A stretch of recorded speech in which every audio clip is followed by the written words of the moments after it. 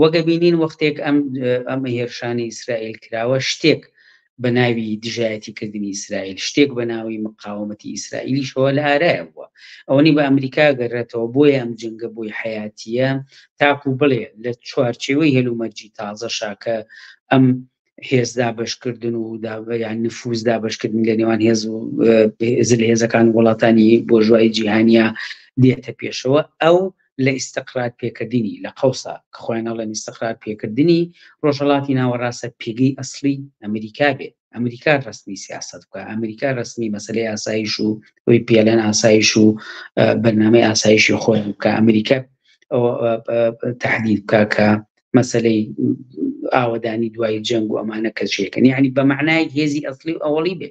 بەڵام لە کاتێکی شابەبوونی دنیای چەند جەمسەریەوە ئەم شتە هەروە بە ئاسان لە ئەمریکا قبوڵ ناکرێت. بۆی ئەمریکا بینین بۆی بتوانێم ئامانجەی ببینێ بە چەندین کەشتی جنگی هێناوەتە ناوچەکەوە و هێزە سەربازیەکانی زیاد کردو، پشتیوانی بێدریغی مادی و سەربازی لە ئیسرائیلەکە بۆی کە ئەم جێگۆڕێگەی بە هیچ جۆرەك نییە دەخوارەوە.